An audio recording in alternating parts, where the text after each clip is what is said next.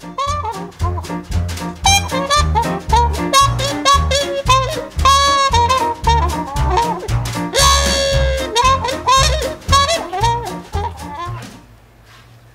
this is Sequoia. This is my first video vlog, so I just thought I'd test out things on videos, and I haven't written anything on there for a while, but I've been busy making a mess with a big pile of dirt.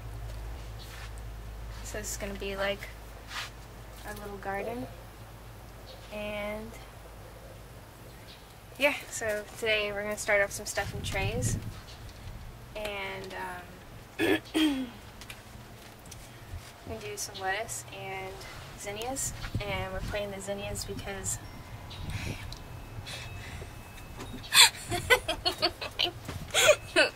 we're going to do the zinnias because it attracts the bugs and other little creatures to come and pay attention to our ecosystem and shit. So I'm gonna plant lettuce, I guess, first. I'll fill these things up first. I guess I could just put lettuce in here. These things we bought at Home Depot. They were like cheap, right? Like $6. How much is for this? $6? For those, and then this is like $5. Okay, so we got 6 and 5. So I mean, this isn't like for. We're gonna be showing you like poor man's garden because we're poor right now. So. But yeah, and yeah. So this like camp that we're staying at has like tons of areas like this. So what I'm hoping is that like when we go and plant these things, we can show them that's like, you know, you have this like limited amount of space, so you can grow tons of food in it. And I mean, this is like Davie and it's farmland, and there's tons of grassy knolls that they don't use for anything except parking trailers on here. So, and everybody keeps complaining about, because it's a recession, about the price of food because they get it shipped from so far away. Anyways, point is, you can grow food yourself. It's really easy, and I'm going to show you how. So.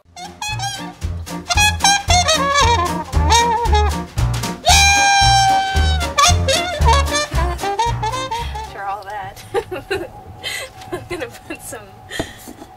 We'll fill these things up with dirt, and we got some topsoil. It smells like dirt. Just checking.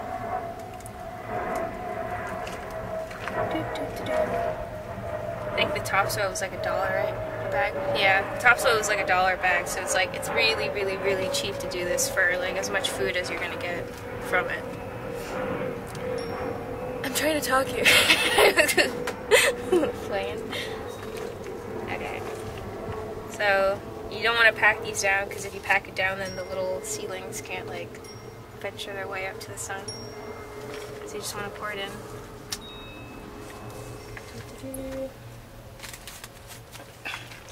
And this is the end of October. This is our planting season in Florida. We have the opposite of everywhere else. They usually have to wait for it to warm up, and we have to wait for it to cool down. Because it's so fucking hot in this shithole, so we have to wait for it to like cool down a little bit. It's like, oh, it's cold enough to plant stuff. Like, how retarded is that? So yeah, while everybody else will be watching this video in like Cheeseville, Wisconsin, with like tundra out their door, we'll be planting shit.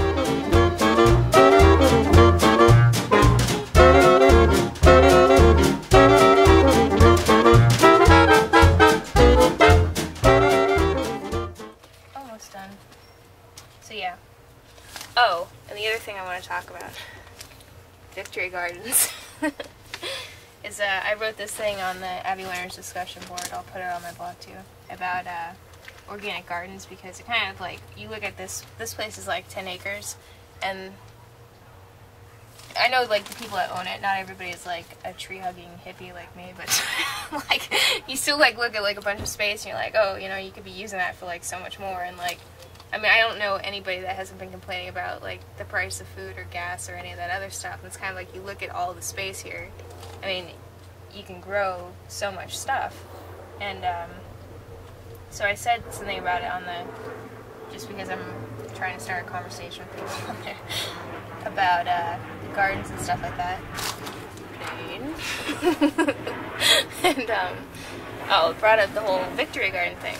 And, like, back in the day, like, I think, like, World War I, World War II, they had these things called Victory Gardens that people in their homes were making. And the idea was because, food was really scarce, because they had to do a lot of shipping and stuff like that.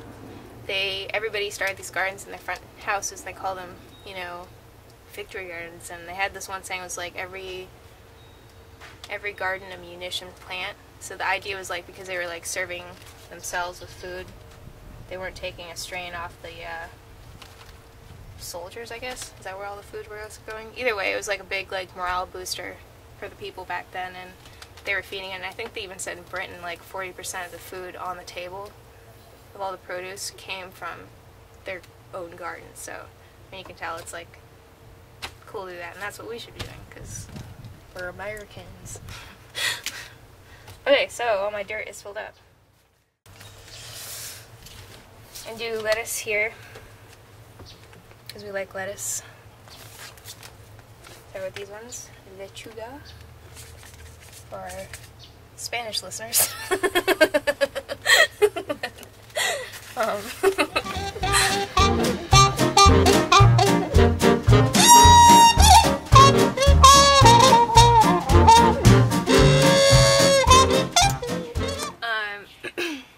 And we're live. Another thing I wanted to mention was that we got this topsoil. This was like just the standard dirt that comes in Home Depot. Don't get, if you're doing something that's organic, which you should be. If you're not, then shame on you, and I should spank you. We're doing like organic stuff, even though these seeds are non-organic, but I'm going to be buying some organic seeds, and then I'll talk about that later. Anyways, soil.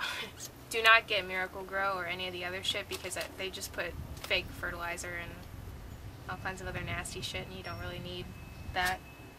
You don't really need any of that anyways.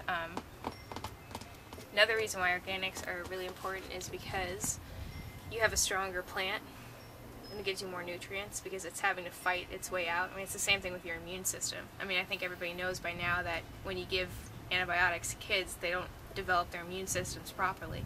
Well, it's the same thing with plants. If you're constantly like, oh, here's some fertilizer to help you grow, here's some fucking pesticide to keep you, you know, safe from pests, then they're not really a strong plant, they're a weak plant to be eating.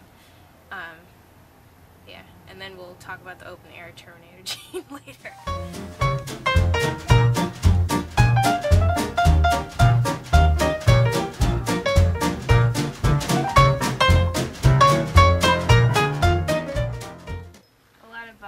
Indigenous tribes, the women use their period blood to help fertilize special plants because it's nitrogen, and you kind of just take your tampon or whatever and soak it in a jar.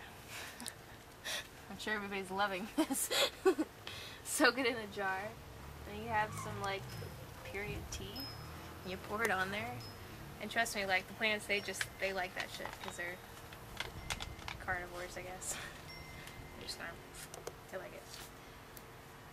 They'll jump right out of the ground. And it's kind of a cool thing, too, because you're kind of giving yourself back rather than just throwing it away, because that's like your essence, I think, like anything else. I mean, it's your blood, your hair. I mean, you think about the things that people do voodoo with. They need a piece of your hair, they need your toenails and stuff like that. It's kind of like something as powerful as blood. Why would you just, you know, bleed on a napkin and then throw it in the garbage? You're kind of like throwing yourself away, and instead you can do something positive with it. And if you're not like a gardener, you can just put it on your lawn or something like that.